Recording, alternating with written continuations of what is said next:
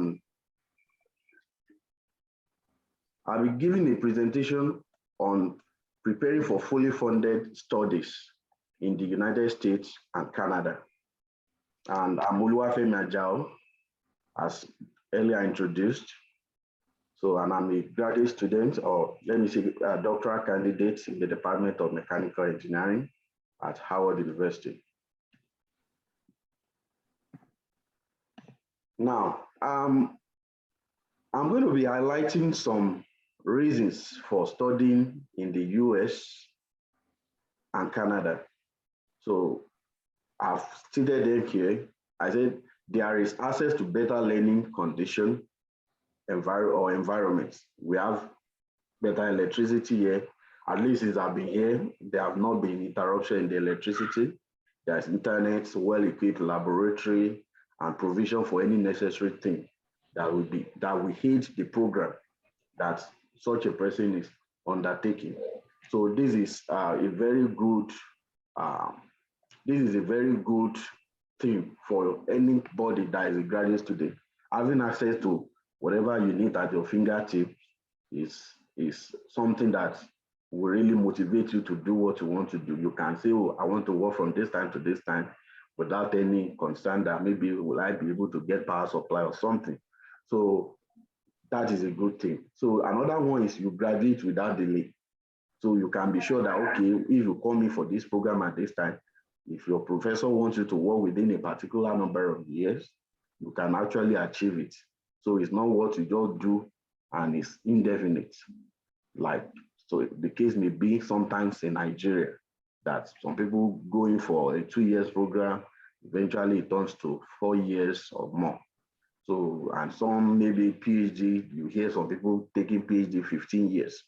There are records like that. So it doesn't happen so often like that around here. So these statistics, I just put them up online. 43% of students in master's degree program have some form of funding, either full or partial tuition waiver or stipend, or both. So less than 10% receive full funding. So we can see that that is a good advantage. And another thing is that 80% to 100% of PhD students receive some funding in most schools. So like at least between 60 to 90% are fully funded. So you can look at that statistics and see that that is very, very great. So definitely if you are coming in for a PhD program, you should be expecting some form of funding. At least, let me say for the students I know in the US that I relate with, most are from Nigeria and other countries. I don't really know any student that is a PhD student that is being responsible for paying tuition and the rest, except maybe the person just decides to do so. But in most cases, people get funded. So, and I put a kind of good news alert here. You can apply directly for PhD with a BSc without MSc. So most people don't know that in Nigeria, and I don't think you can do that in Nigeria, but over here, you can apply directly into a PhD program and you'll be accepted. So that is one positive side. So employment opportunity, there are employment opportunity in US. So before the pandemic, I think as at the last statistic that was brought out, the unemployment rate was around 3.6% because it rose to around 8% or thereabouts during the pandemic, but it has returned back to about 3.6%. So you can see that that is a very good and positive thing. So these facts, you can put them side by side with what we have in Nigeria. So those are the reasons why we are saying that.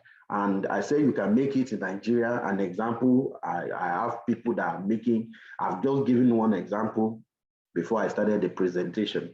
And that example is, I know a brother here is introducing us to something called cloud computing.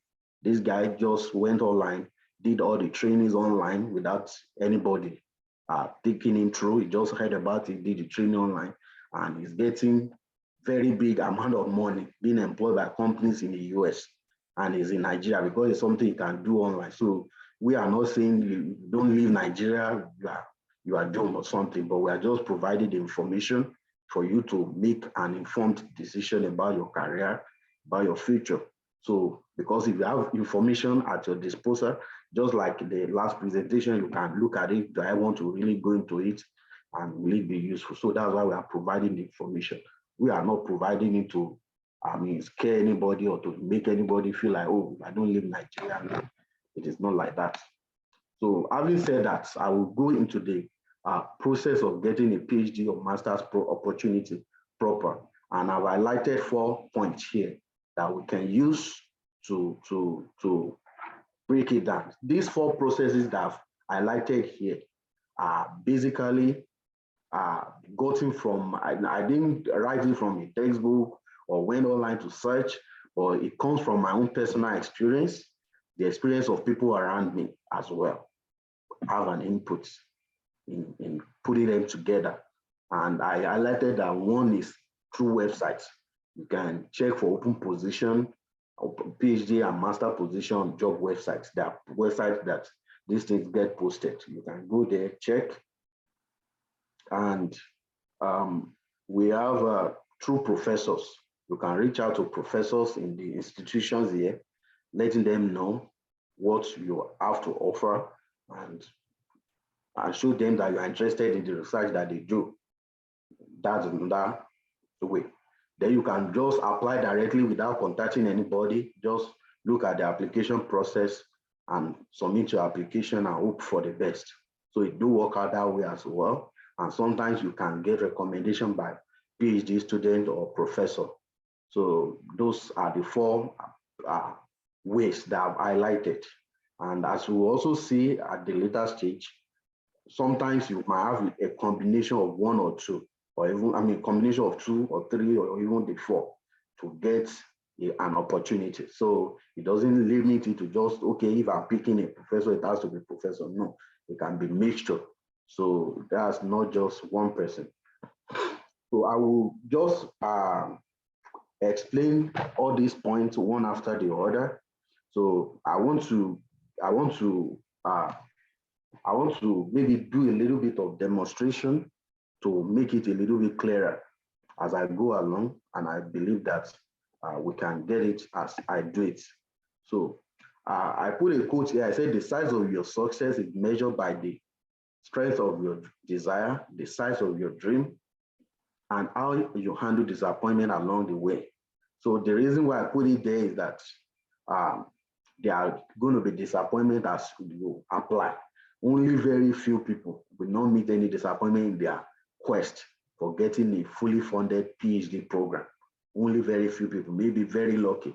Some people might be so lucky they, like I have a friend, a guy, one of our classmates, before we even completed our, I think, bachelor's degree, they already secured PhD opportunity. So I don't think they really had to go through the process of applying and over again.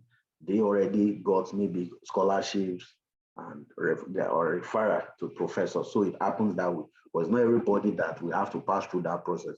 Most people that I know don't pass through that process. Some apply even for up to 4 years. So you have to just know that if this is really what you want to do, don't be disappointed when you can be disappointed, but you have to handle it in a way that it won't demoralize you and prevent you from moving forward. So you have to look at it and say, okay, this has happened, let me look elsewhere. There are thousands of schools in the US alone. So the fact that maybe a professor in one school rejects you does not mean another professor in even the same school and the same department will not accept you. So just put that in mind that it can happen. So, and moreover, even that school, if they don't accept you, there are other schools that can accept you. Don't just look at it that, oh, I've submitted application and they don't accept me, then that's the end of life. No, no, and no, and no. So I have an example. A guy applied to my school. He contacted a professor. The professor did not respond. He contacted another professor. The other professor responded and hired him as a graduate student. When he came, because the guy is very brilliant, the other professor was angry that you contacted me first. Why will you contact another person? So he was kind of jealous that because they too, as much as you're looking for opportunity to come here, there are professors here too looking out for good students that are ready to work, and they are ready to work with them. I mean, so it's win-win for both of you. Not that they are helping you in coming here. You need them, they need you. That's the way it works. So it's not a kind of parasitic relationship. It's a kind of symbiotic relationship where both of you benefit from one another. So now I will go through the applying via open positions on job websites. So I've pasted an example here. I say scholarshippositions.com. So I will kind of escape I will leave this a little bit and just paste it. Can you see my screen? If you can, please let me know. Yes, we can see it, sir. We can see your screen. Okay, thank you. So I will just paste it here just for you to see. You can see studying abroad just got easier. So you can see Australia, Canada, Germany, Ireland, and the rest. So you can just click on Canada. You will see a list of opportunities there. So you can click on PhD, you explore the website. So you can explore the website, PhD, international student in clerics and domestic slavery in the Latin West UK. That's one. PhD, international scholarship in indoor air quality. So there are a lot of opportunities online. I'm just giving you an example. You can use Google search. You can go ahead and just say PhD opportunity in the US. You see a lot of websites pop up, visit them, explore them. That's just one of those examples. I put it here. You can use Google search. That's one example. So the process to apply for the positions will be highlighted in the advertisement that you are seeing. So if you actually go deep, you can read. For instance, let me just go back to where I came from in the other slide. I mean, the other page rather. So if you look at this now, you click this, it will open it and give you a rundown of what is needed. You can see everything there listed. You read through everything there, brief description and the rest. Eligibility, it tells you everything you need to know. You have to take time to read this thing. And after you have read it, understood it, put up all the documents together and submit your application. That's just the way to go about that. You can see that it's very easy. So I say carefully read through and submit the application before the deadline. So another thing is that try to submit your application before the deadline. Because here they don't joke around. Once it tell you it ends on so date at so time, that's when it's going to end. So know that, oh, I'm sorry, I forgot. So you can plan ahead of time. Maybe when you have a month, you can plan ahead of time to do that. So I'm just, the next thing is you can reach out to professors to show interest. So for you to reach out to professor, I will also demonstrate briefly. There are multiple, there are multiple schools, thousands of universities around here. So I'm just going to use this example. I've already pasted the graduate school websites of one school here. I will just open it and kind of show how you can get to meet the professors. So here you have the graduate school of University of Maryland at College Park. So you can look at it, all programs. So for you getting there, all the programs are listed here. So I will just click on maybe one of the programs, the ones that I've checked before. Let me click on this. So material science, this is for the PhD. You can see options here where you can look at the faculties, the faculty member. You can see their names there. However, if you go to the overview here, you go down a little bit, you read the abstract, it gives you a lot of information, but we are talking about reaching out to the professor. How do you get their contact? This is the contact of the graduate program director. This is a very important contact if you are doing any application. If I'm submitting any application, the graduate program director is like your hiring manager, is the one overseeing your application and everything. So you need to initiate that conversation with him or her, letting him know you have submitted application, let him know that you submitted application, and in a way they will, so many of them will respond back to you. So this is the website of the department. The website of material science and engineering is different from the website of the graduate school. Graduate school, for many people that might be wondering what does graduate school mean, it means the same thing as postgraduate school in Nigeria. It's all the convention. It's regarded as graduate school in the US, I think in Canada, or in the UK is regarded, and in Nigeria is regarded as postgraduate school. So if I click this now, this is the website of the Department of Material Science. So from there, you can, it said, let me see where I can,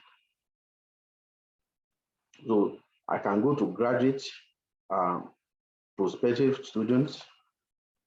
So if I look at that, so it said, meet our faculty. So if I click that, then I have all the list of the faculty member right here.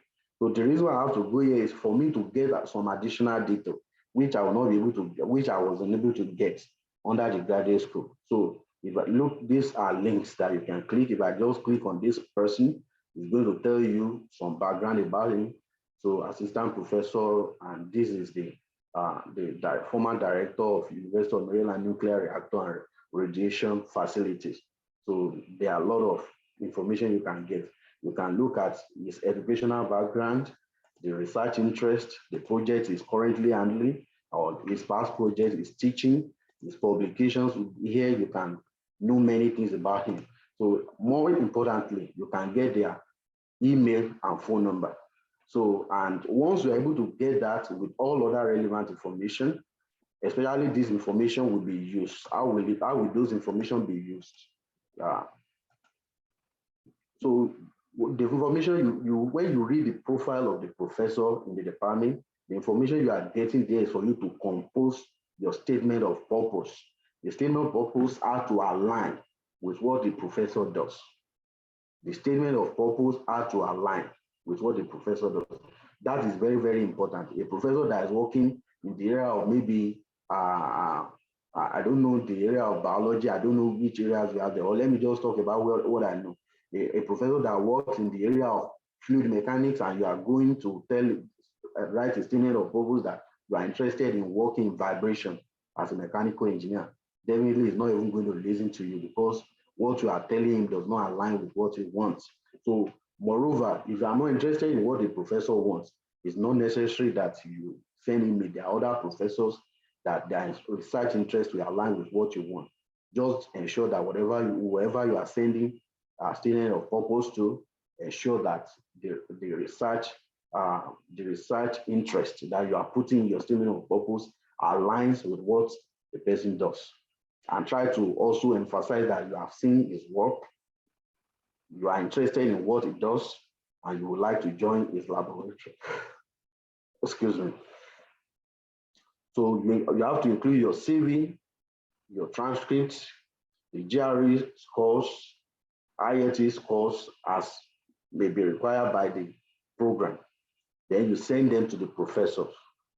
So the professor that you have read about, I can show you an example of, I hope I'm not taking too much time on this. Okay, I'm still on track. So you can look at this. Let me show you. So here is an example of statement of purpose. If you just go online, you will see additional. This is just an example of statement of purpose. This on its own, it's writing statement of purpose is what you have to take time to study, or maybe somebody has to give presentation of what you need to include. So the same thing as your CV. There are things that you need to include in your CV, how you put it together like that. I'm just showing you an example. I will not have time to go into detail about that at this time. So the next thing is that after you have submitted, I put an alert here. Don't panic. Many people don't respond. That's what, from my experience. Once you have taken time, maybe sometimes you take the whole day reading about his profile, piecing the. Sometimes when you have your statement of purpose, it doesn't mean you are writing a new one for a different professor. So far, you are picking professors that their research interest is in the area that you really want to go to. Maybe you are for me now, I'm interested in material science and material engineering. So I pick professors that are in material science. However, the research might still differ a little bit. Some people might be working in the area of polymer science. Some might be working in the area of alloys, material testing in the area of alloys and metals. So there are different fields, when even in material science. So even some work in the area of that are more closely related to chemical engineering. So you have to know those things. And the only thing you just need to do is to edit your CV and your statement of purpose a little bit. And sometimes it takes you a lot of time reading and understanding what the professor does to put some key elements in your statement of purpose to align with what he does before sending it to him. And after sending it to him, after taking a lot of hours working, try to get it out, it will be kind of it will kind of disappointing when you don't even get a response. So sometimes it happens like that. You have to move on to the next professor and prayerfully, let me put it that way, because there's nothing prayer cannot do. So you have to move on and don't get disappointed. You send to another professor. So if you're able to convince some professor, they will respond, set up interview with you. And once you are able to also, they talk to you, discuss about their research with you and ask you about your experience and ask you if you are actually interested in what they do. Once they are convinced, they tell you to submit a formal application through the graduate school and you are almost in, so far you meet the requirements. So I will go to the next point. I think I will move faster now. So apply directly to the program. So this is quite easier compared to the other stuff that I explained. So if you want, I will use the same school that I've explained. So if a school offers PhD admission in the US or Canada, then you are automatically considered for funding. So if you're able to meet the admission, you might apply just blind application, don't contact anybody, just look at their website in this way. Let me show you. So here is the graduate school here. So I've gone to material science and engineering. So you can look at all this information you have there. This is the admission. You put the general requirements there. You have to put your statement of purpose, your transcript, your TOEFL, IELTS. For most schools, they do waive English test for Nigerians because they consider Nigeria as English-speaking country in the US. So most of the time they do waive this, but it depends. You have to also consult with your school or your school of choice before you know if they are going to waive it. Some would state it outrightly there that they are waiving it. Then the specific program requirements, they tell you 3 letters of recommendations, your GRE, your CV or resume, the publications you have. So you put everything, you already see the outline. For instance, now somebody does not have publication, I wouldn't say you should worry too much. So far you have a good research at your undergraduate level or your master's level, you can still go ahead without too much worry. So once you're able to look at all these requirements, you have a lot of information there. You have the deadline, check everything and ensure that it's all right. Look at the requirements. So this is the requirement for Doctor of Philosophy in Material Science. So this is you have the requirement for Master of Science. So then faculty and these faculty members. So facilities, it states some facilities there. So if you look at this now, I think, so the application process, if you click on the application process from here, I think it should take you, you say, okay, step-by-step guide to apply. So you can go through that process as well and complete the online application process. This is online, the link to that, you have to complete it. You move to the next step, identify the contact, you put your recommendation, your transcript, your test score, what other thing, pay application fee, and that is it. So just going through this, you can submit your application and let it pass. and you go ahead to check other programs. So what I've just explained there, I said you get admission for PhD, you most likely get funding. Visit the school website, graduate school website that I just demonstrated, explore the application process and necessary documents. I think I've demonstrated that as well. Ensure that you meet the requirements. So you have to look at what they want. Sometimes you can reach out to the graduate program director to confirm in case you are not sure. If they say GRA, it doesn't mean any score can be acceptable in some schools.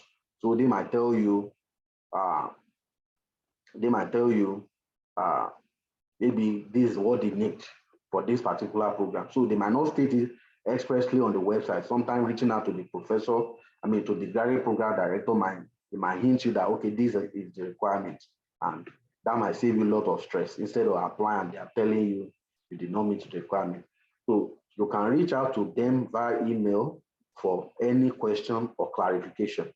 The graduate program director, the admission officer, the graduate school, you can reach out to them via email.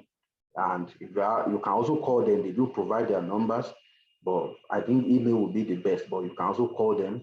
You can also apply for scholarships that are available on the school websites. So there are lists of scholarships, and maybe I will not be able to go into that at this time, but if you explore the school websites, every school has a list of scholarships that are available that you can apply for, apart from research fellowship or graduate assistantship that you can receive by just getting your admission to PhD program. So I gave an advice here. I said, don't target only top schools because of competition. So it doesn't mean you are not qualified. It's just like you that you can lift weight of, let's say, 100 kilograms, and you are competing in a pool of people that can lift weight of let's say, between 60 and 100 kilograms. You stand a very high chance of making it. But you that you can lift weight of 100 kilograms, and you are standing in a pool of maybe people that lift between 95 and 150. So the percentile being calculated there, you fall at the lower end, and sometimes it might become difficult if you don't see if you don't see anything that make you stand out. So, and how do you avoid the top schools? You can use these links. I will just open one for you here. I will open this one. There are other links, but the major tool that I use is the topuniversities.com, timeshighereducation.com. You can also use this, but I use this tool most of the time. I will just open this to show us what that looks like. So you open this and you go to the ranking. So World University ranking. If I just click that, then you will have results for 2022. Let me just click that. So full results.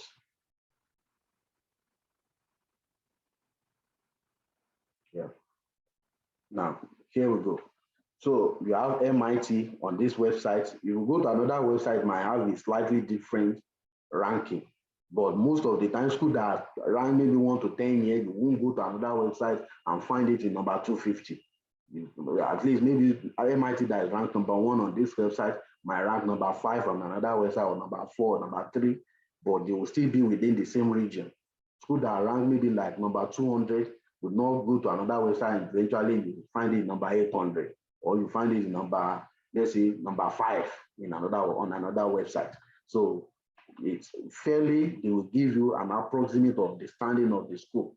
So if you are applying to MIT or Stanford or University of Cambridge or Harvard or California Institute of Technology, Imperial College, that's in UK anyway. So if you have applied to this type of schools, especially Harvard, California, Caltech, Stanford, MIT, and the likes, Princeton, you know you are applying, you are competing with the best of the best around the world. So you can make it, doesn't mean you cannot make it. I have a guy that got admission into 2 of those schools recently. He got admitted into Stanford for PhD in mechanical engineering. He also got admitted into MIT for PhD in mechanical engineering. The guy just completed his master's degree from my school. He also, I think he did his undergraduate. He's a Nigerian, he's a Yoruba guy. He does his secondary school in Nigeria before coming to do his bachelor's degree here. So it's not that it's impossible. So, and if you are the type that is, you are more interested in the top schools, there are some people that their lifelong ambition, and you have not been preparing ahead of time. It might be difficult getting it. Doesn't mean you are not qualified, but sometimes there are little things that they look out for. There are people that are already preparing maybe 5 years ahead of time, already paid attention to, they have those things ready. While you are just applying, you don't have them ready, that might make the difference. So sometimes if you have that in mind, it doesn't mean you can have 2 PhD or maybe complete master's degree before pursuing a top university when you are in the US. The first thing is at least getting yourself around there. It makes it easier in terms of resources, in terms of information. Even the professors, when they know you already have a degree in a US institution, they look at your results, I mean, your application again, to know that, okay, this person I can trust. If this school say you have this in US, then you really have it. Let me take a pause and ask if there's any question we have gotten to. Do we have any question? Yes, good afternoon, good day. Good day. Good day, Prof. Good day, sir. Yes, Ogbesode Joseph is my name from Nigeria. Oh, why are you pulling my leg? Look at the professor calling me a professor. Yes, well, I'm very happy to hear from you. Really, I'm very happy. In short, in person, this was, I mean, this is meant for me. Really, this means a lot. So many thanks to our other professor there. Dr. Shubumi, if I'm not mistaken. Thank you very much. Yes, let me quickly ask my question because I can be doing the rest in private later.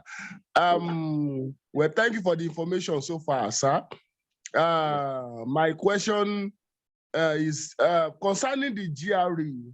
Are there still schools in USA who does give a waiver? Are there still schools in USA? And is there, that's number one question. And number two questions that I may love to ask is that if you are applying, like you said, most of those professors, they don't reply. And most times when they reply, what you get may not be what you are like, what you are expecting. But my question is, in that regard, are there still other ways apart from the direct admission that you spoke about and contacting a professor? Are there any other ways, again, that you think that one can, let me say, obtain a PhD studentship kind of position in USA and Canada? I just want to know. Okay. Thank you.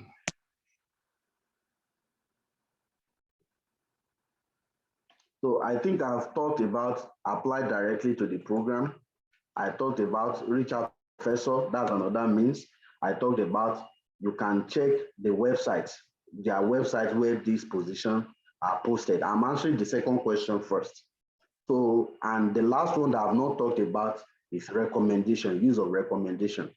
So this is actually very, very important.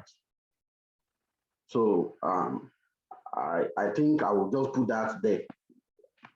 Some people might come up with other methods, but based on my experience, not just only my experience, but people around me as well, I realized that these are the 4 points that I can come up with. These are, let me put them here. Websites, through professor direct application, and through recommendations. Through recommendations. So those are the 4 points. Now, the first question that you asked about the GRE, the way I will answer it is that, when I got there, I realized that some things have become clearer to me. So even though you have those criteria listed online, it does not mean they are rigid. There are people behind it. Sometimes they can be waived. So if, for instance, maybe you have done a kind of research that looks so interesting, you have a very nice result, but the only thing that is just lacking is the GRE score. Some professors, because they like you so much, they will be like, no, we have to just bend the rule for this GRE score. Let's just remove that criteria for this guy. He has tried.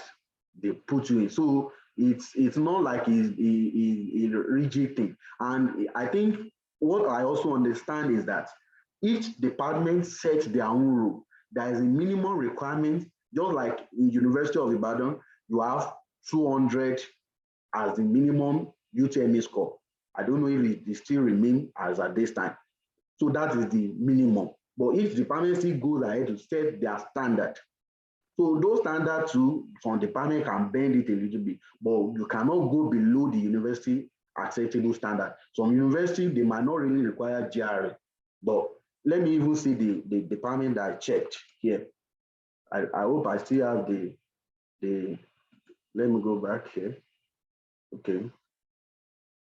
The requirement, no, admission, okay.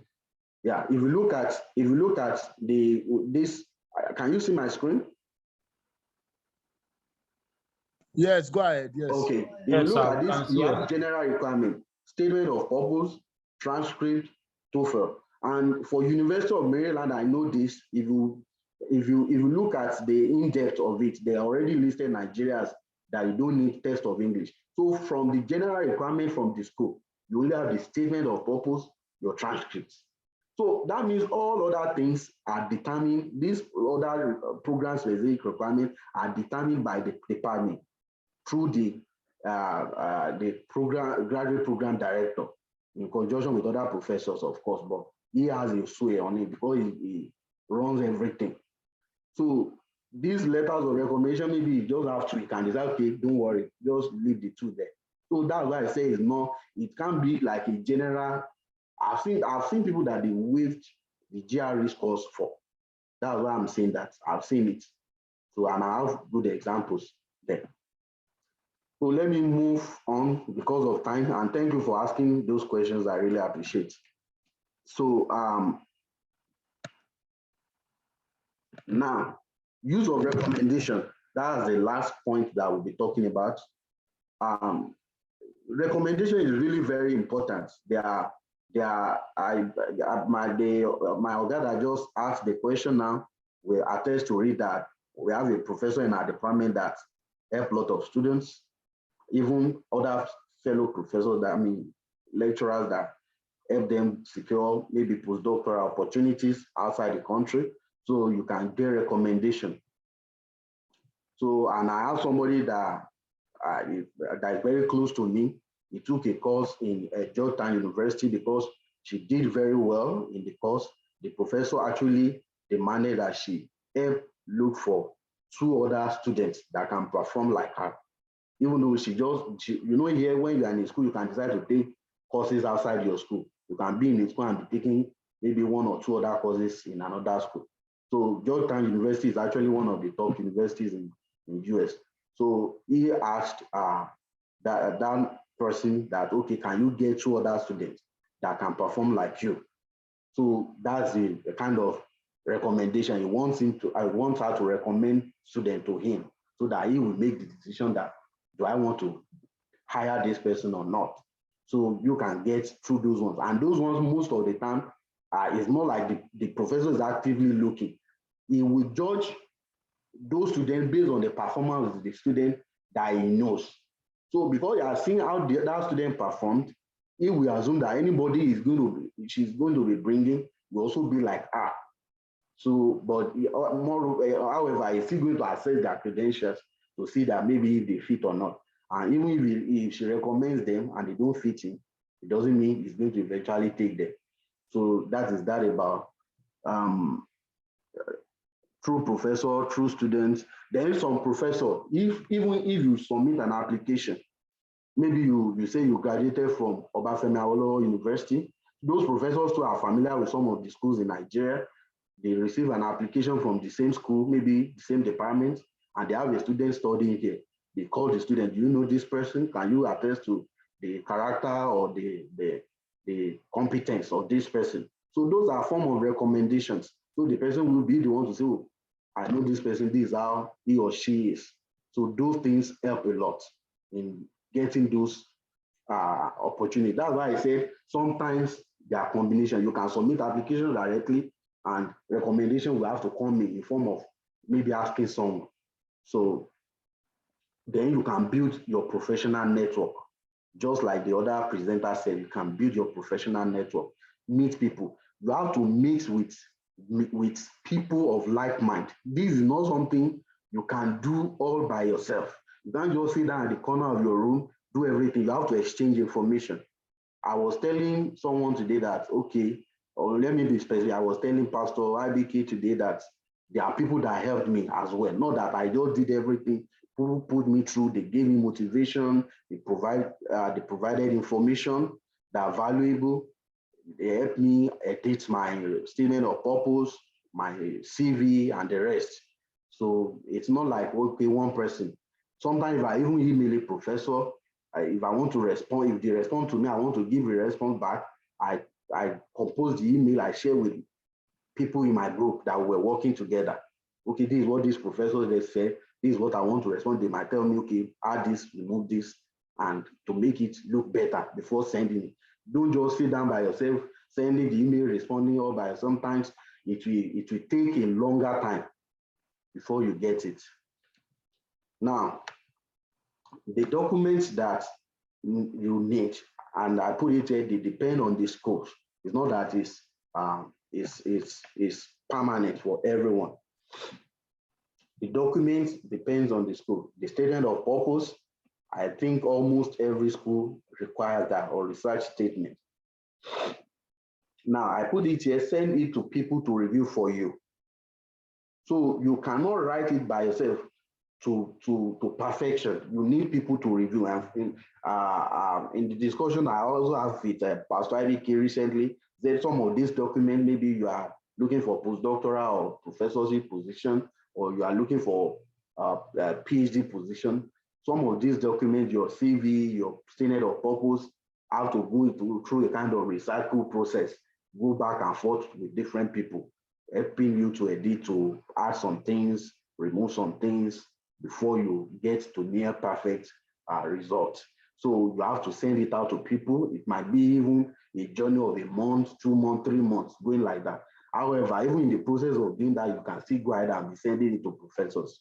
So it doesn't necessarily mean you have to wait till you have a perfect everything. Sometimes you just send your transcript, your statement of purpose as you have composed it, and it might work for you. Rather than saying, I want to get everything perfect, I want to get a GRE score of 340 over 340 before I apply. No, it doesn't work like that. Your transcripts, you have to get it, add it to your, when you are sending email, most of the school request for that. Now, I put strong recommendation letters. Before I left Nigeria, I don't really pay attention so much to this. Be sure that the person recommending you also, but they look at the reputation or the person recommending you most of the time, they judge you based on that. So if you have, the stronger the status or the person recommending you, the stronger or the stronger the higher the weight of the recommendation letter. It's just like, okay, let me just put it this way. It's just like a president giving you recommendation, just giving you notes, take it to somewhere. It carried more weight than when a local government chairman give you note, go to the same place. So you can just try to imagine that. Then your passport, of course, that is very important. If you're an international student, you can get it. I said, please get this as soon as possible. If you don't have them. Why? Because you know Nigeria's situation, they might say they don't have paper. When a professor is telling you that everything is closing in the next 1 month, they are still telling you come back for passport in the next 6 months. So you know it might not work in that regard. So get it as soon as you can get it. So TOEFL, IHS, I said waived by many schools for Nigerians. That is, I've said in the previous session. So most schools do waive TOEFL. I don't really remember how many people I met that, from Nigeria that we came here that really wrote TOEFL or IHS to gain admission here. But they still state it on their website. But if you go in deep, they tell you it's waived. So GRE or GMAT, I say also depend on school and program. So it's not uniform. It's not like, okay, all the school. In fact, in the school, in fact, in the same college, maybe you talk of college of engineering, mechanical might be different, electrical might be different.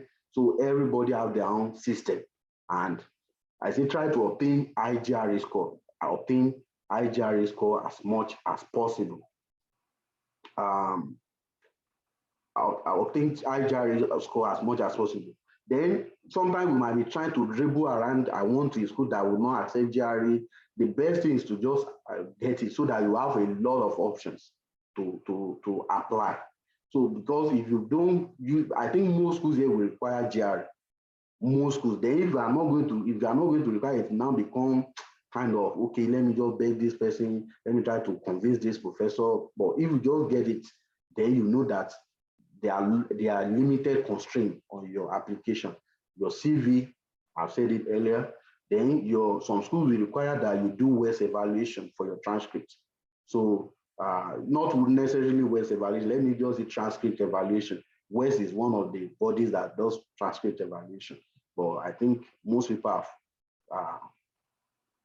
made it synonymous to transcript evaluation and WES. It's just like as we call all this seasoning that we use in cooking Maggi. Maggi is just a brand. So it doesn't mean that it's seasoning. So just like that. So we call it WES evaluation, but in its actual sense, it's transcript evaluation. You can do that and it will also be very, very useful. But it depends. Not every school requires it, but my school in particular, you have to get your WES evaluation. You don't accept transcript from Nigeria. You have to get your transcript evaluated by WES. Then they will accept it from WES, not from your school in Nigeria. You communicate your transcript to WES. The WES will communicate it to them. That's the way it works.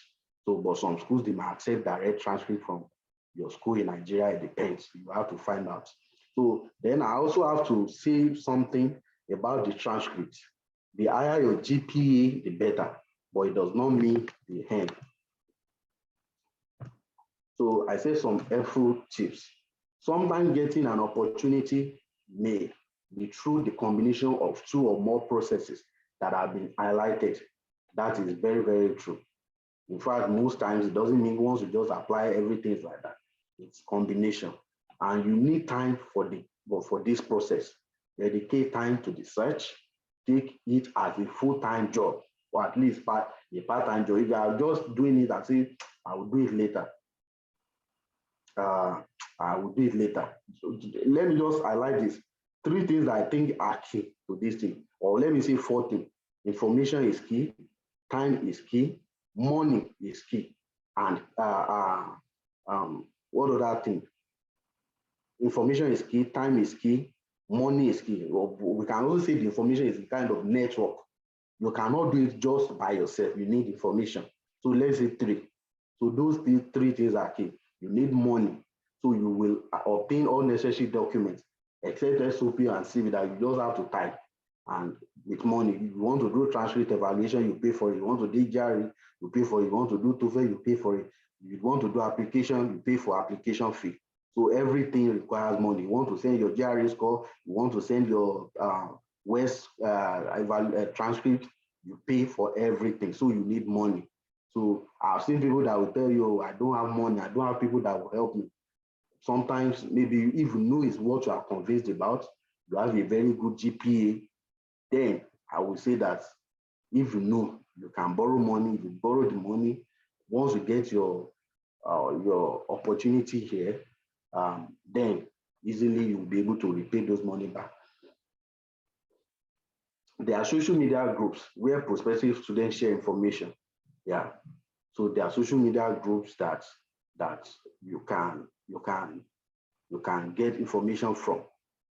So try to get those groups. I have a friend that posts a lot of these opportunities on his social media, on his Facebook, or I think on maybe Twitter, WhatsApp, and the likes. So he posts them on his status and the rest. So those things are very, very important. And I said, don't give up. So I gave this example some time ago, and I also had additional example. I just didn't edit this part when I was going through it. I have a friend that just resumed in January. We served together in 2014/2015 in Kwara State. and we were looking for opportunity together then. He has been working, then passively looking for the opportunity, but at some point, when things were getting tougher and tougher, he had to redouble his efforts. Now he's in the US with his wife and his child. So the other example, this guy that I gave his example here that I said, look, man, this guy, he applied to 5 schools. He came last year, August. He applied to 5 schools in 2020. All the 5 schools rejected him and he was devastated. You know how much he will have spent? A lot of money, maybe in hundreds of thousands of naira. So after the application, all the schools rejected him, was devastated. He called me, he told me that he's no longer interested. And I tried to speak with him and tell him that, no, don't give up. You have been doing this thing for like 4 years now, spending money, spending time. And luckily, he just took that advice. He applied to another 5 schools. That was 2020. No, he applied to 5 schools in 2019. He applied to another 5 schools in 2020 to 2021, early 2021. And out of those schools, I think 3 gave him full funding. I just had to choose one of them. So, and funny thing is that some of the schools they applied to in previous time that they offered him full funding. In fact, I picked one of those schools, Alabama State University. So this other guy too, he had been rejected. He was persistent. The school that rejected him, I mean, the name you are seeing here, Nika, he was persistent. The school that rejected him was able to convince a professor there that they already sent him the rejection email that, sorry, we will not be able to take your application further, and the rest. They were able to still send him admission letter and was able to make it. I said, don't be one leg in, one leg out.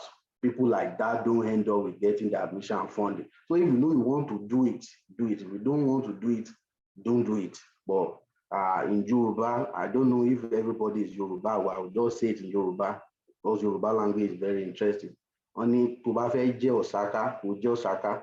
Tó bá fẹ́ jẹ́ Osoko, kó jẹ́ Osoko. If you want to do it, do it. If you don't want to do it, don't do it. I think that would be very helpful. Rather than just say, I did it today, next month I will just do 2 hours, just look at some websites.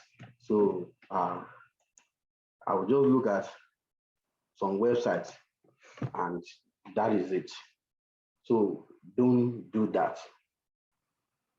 So GPA is not the only determination. So some people don't have a high GPA, they still got it, but I would not lie to you, the higher your GPA, the better your chances, because that is like the first criteria they use. Once your GPA is high, then they can look at other stuff, but it doesn't mean it's the end. It's just that you have to put in more effort in convincing the professor that you can actually offer something beyond the veil of the GPA they are looking at. If you can fund yourself, please do. There are some people who have enough money to fund themselves. If you fund yourself, you get to US. Most people that I know, I've seen people that came here claiming that they want to fund themselves. Immediately they came, they got full funding. So I'm almost rounding up.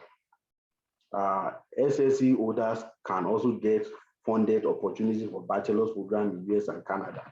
So there are a lot of people on that path that have gotten it. I met people here. You can do one thing, you can do other things during the program. You can have ministry, you can marry, you can have children, you can have business. I'm testament to that. I'm married, I have a child, and I'm living a happy life. So, and I know other people too that are on PhD program that are also having those kind of things. It doesn't mean once you are hooked up in a PhD program, your life is just going to be there, that you can't do any other thing. You can obtain master's degree in Nigeria to boost your chances. You feel like, okay, you are still waiting, you can apply for master's degree, then you have to be deliberate. Do a good research that matches what is in demand in the market. Ensure that maybe you are able to publish at least one standard journal. Some of this information, I don't have them before I came, but at least if you have them now, it can make you better prepared. So when you are able to do that, it helps you. you can get all the necessary documents during your NYSC. Don't wait till you are done before you start doing it. You can do your GRE. You can start looking at those schools, even doing your application, everything, and you can apply during this time. Yeah. Graduate program, master PhD is a business in USA. The professors expect a return. So they are not just funding you to just come, they just like you, they want to give you free money. No, you are coming to solve actual problems and not imaginary as we do in Nigeria. Because in Nigeria, most of the research we do, just imagine, okay, let me do this kind of research.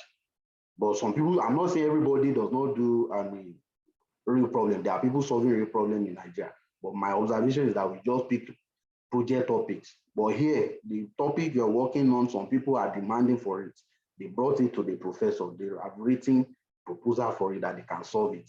And they have awarded those grants to them to solve that particular problem. So it's a business. As you are coming here, they are expecting you to produce results, not just to come and stay there.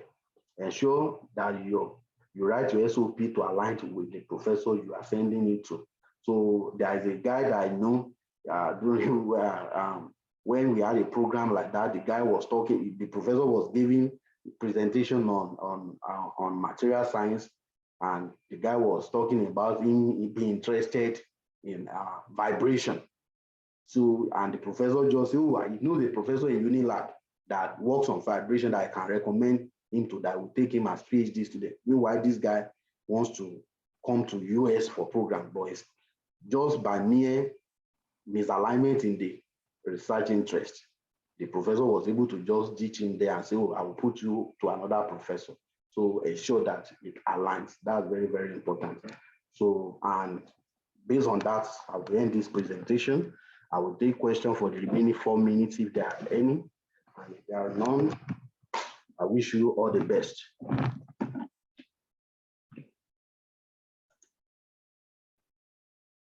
Questions?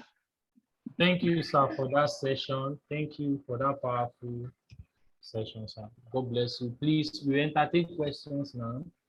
Please, if you have questions, please, can you signify or by just unmuting yourself?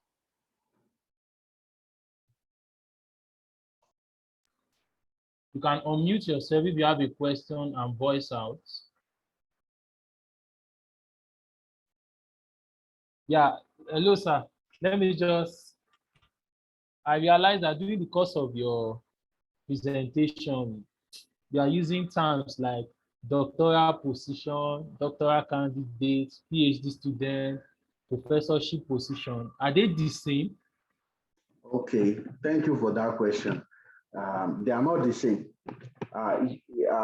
Here, there are 2 levels of, or let me even say 3 levels of, if you are coming in for PhD. Number 1, if you can be just coming in for PhD, but some departments do skip it. There are 2 exams. There is comprehensive exam and there is qualifying exam. So some do skip it, but for my department, it's just 1. So let me just start from 1. Once you come in as a PhD student. But some people, before you even become PhD student, you have to take, I think, is it the comprehensive exam or the qualifying exam, one of the 2. So once you take that, you are a PhD student. Then when you have completed the prerequisite courses, you take the qualifying exam, then you have to do your proposal presentation and satisfy all other requirements before you become PhD candidate or doctoral candidate. So once you are a doctoral candidate, it means that you are ripe for graduation. So you are no longer at the same level with someone that is still a doctoral student. You are a doctoral candidate. Your tuition will change. Like my school now, the tuition is around 18,000 per semester. Once you are a doctoral candidate, your tuition will drop to like around 2,600, 2,800, thereabouts. So you can see the difference. So you are more like in the intermediate between a doctoral student and somebody that completed his PhD. Then when you are looking for postdoctoral position, you have completed your PhD, but you are not looking for a full academic position. So you are looking to do more research before you go into a full academic position. Then when you are looking for professorship position, is when you have completed, maybe you have completed PhD, are going to full professorship, or you have done some postdoctoral research after your PhD to go into full professorship position. So they are different. Thank you. Okay, sir. Thank you so much, sir, for that. So do we have any other question before we close this session and have 1 hour break and come back for the next session? Any other question, please, before we close this session? I'm sure that's all. Thank you so much for joining us this evening for owning your skills for profit.